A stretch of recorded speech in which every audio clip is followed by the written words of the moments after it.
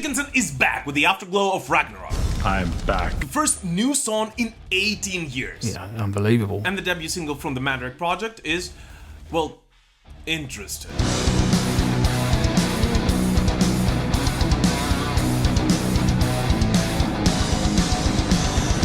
So yes, finally, after months of teasing the fans, Bruce Dickinson released the highly anticipated first track of his upcoming 7th studio album. And just like Bruce promised us, in addition to music, the single was also released with a comic book and a cinematic video, of which we will talk later on in this episode, telling the story of the early days of nobody else but Dr Necropolis, who of course is no stranger to any Iron Maiden fan. And I will not be free, I cannot choose to be, till my creator takes the chains off me.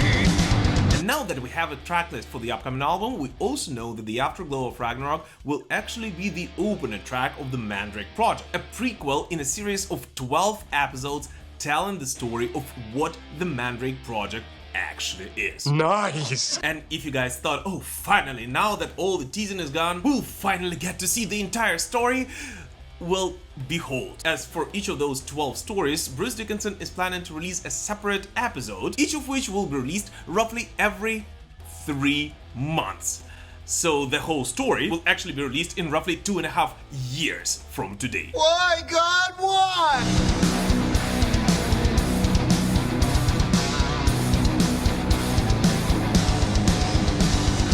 But the most important thing, of course, is that now we have a lot more information about the Mandrake Project, and what we all nerdy heavy metal fans of course love the most, a lot more clues for us to decipher. Nice. Of which of course we will talk in one of the next episodes of our Up the Iron series.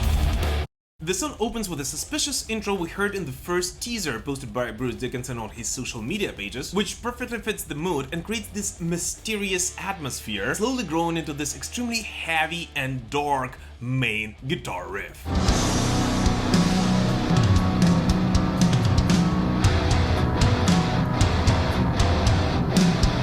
Overall, the guitars in this intro and throughout the track sound rich, whole and powerful, and the whole fact that they're being tuned down, unlike on almost all Iron Maiden tracks, creates a rather interesting contrast between a heavy low guitar tone and Bruce Dickinson's operatic vocals, especially on his high notes.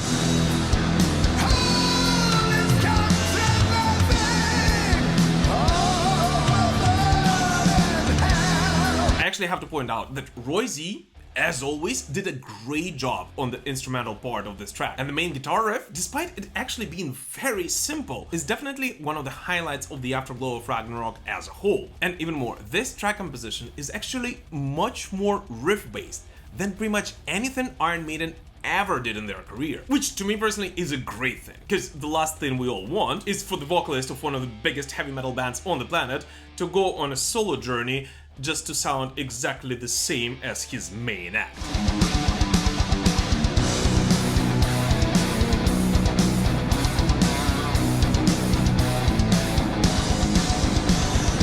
In the verse, Bruce Dickinson right away answers some of the fans' concerns about the growling, which was teased in one of the early videos, as no worries, it is still good old Bruce. And even more, at parts, his vocal performance on the Afterglow of Ragnarok actually sounds much stronger than pretty much on any of the tracks of the Iron Maiden's latest studio album, Senjutsu, which kinda leads me to believe that either he's been taking a really good care of his voice lately and keeping himself in shape specifically for this recording, or at least some of these recordings were done before. And I mean way before, possibly even prior to him getting sick several years ago. I am your very soul, so what you do not know, I am the truth that's playing hide and seek. At the same time, I couldn't help but notice that the vocal track, in my opinion, is a little bit low in the mix, and sometimes even overshadowed by the instrumental parts. Yet I think that this actually might be the problem with the audio streaming quality, and I simply cannot wait to get hold of the vinyl record, which I of course pre-ordered in the first day, which I'm 100% sure will be able to open this song up from a completely different angle, and which I truly hope that I'll be getting sometime before Christmas. I read your silent mind, I feel your hatred mine, and the burning will begin in the circle of love. And by the way, way, talking about Christmas, I just want to thank everyone who already pre-ordered the Christmas merch. Most of those orders are already on their way to the metal pilgrims around the world, so thank you guys all. And if any of you guys would like to rock some metal pilgrim merch, which has so many nerdy nods and clues to all our favorite bands, including of course Iron Maiden, I'll be more than happy to send it your way for you to get it before Christmas. But anyways, after the verse, Bruce Dickinson's voice finally comes up front, taking a full lead of the melody, and in such a way creating a very catchy and euphonious chorus, which I'm more than sure will be a great sing-along at any future Bruce Dickinson live shows, which it looks like he booked quite a lot of for next year. Across the shining seas, eyes of creatures follow me. But most importantly, this chorus, which essentially is the centerpiece of Afterglow of Ragnarok, makes the single do exactly what it is supposed to do. It gets stuck in your head for hours to come, making you mumble the song's title on repeat, much to the annoyance of your wife. Afterglow of Ragnarok becomes the shadow of the dawn. From the night the sun will rise again. And of course, in addition to the song itself, we also got a video for Afterglow of Ragnarok. And here's the thing, and please don't throw stones at me, but the truth is that everyone knows that I love Iron Maiden and I love Bruce Dickinson, and I respect Bruce way too much to be a hypocrite and say something I don't really fully believe in. But the thing is, I simply could not really get into this video. What? And now, I'm actually a huge J.R.R. Tolkien fan, and the professor himself was actually always against any kind of movies for The Hobbit or The Lord of the Rings, as he believed that those stories are way too complex to be fit on the screen and will always be better appreciated when a reader is able to use his own imagination. It cannot be. And for me, it looks like this is exactly the same case.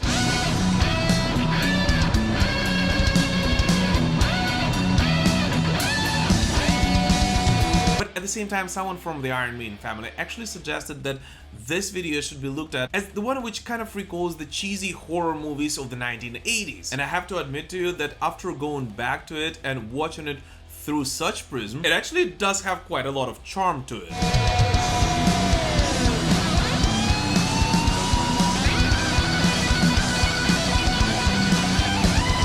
But at the same time still, and I know that this just might be my thing, but for some reason I learned that I tend to enjoy the Afterglow of Ragnarok much more when I simply listen to its music without any visual distraction. And Bruce Dickinson himself said that the Afterglow of Ragnarok, in addition to music, was originally written as a comic book, and I actually think that this might be the best way to enjoy it. When you spin this on while watching the still images and let your imagination do the rest of the job.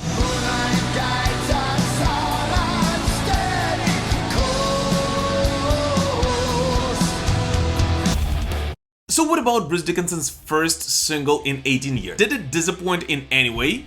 Not at all. Music-wise, I think it is a great track. And even more, it is definitely not a short and straight to the point banger, but rather a grower which will open up from different angles the more you listen to it.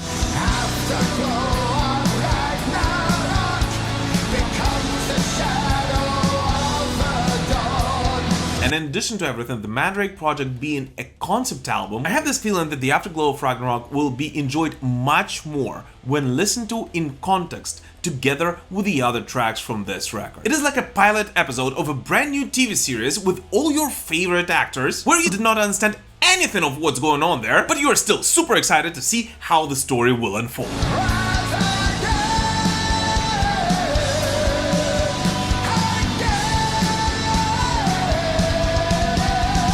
So yes, in my opinion, this single did its job, as I personally became much more excited about Bruce Dickinson's upcoming 7th studio record.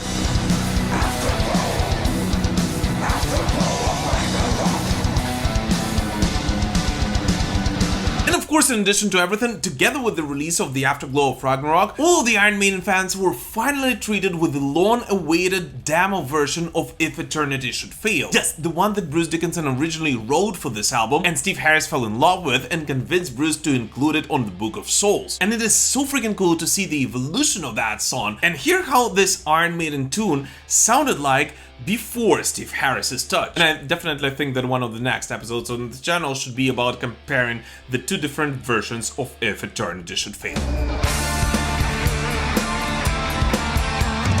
But anyways, what do you guys personally think about the Afterglow of Ragnarok, its video, and are you excited about Bruce's upcoming studio record? Please let us know in the comments. As always, thank you so much for watching this video, but most importantly, thank you so much for supporting me, this show, and Ukraine through this very, very difficult time. We're entering the winter season now, and the amount of air raid sirens here has increased just drastically in the last couple of weeks, and we all know that it's gonna be a hard winter. So guys, please continue supporting us in any way you possibly can. We'll prevail. Slava Ukraini!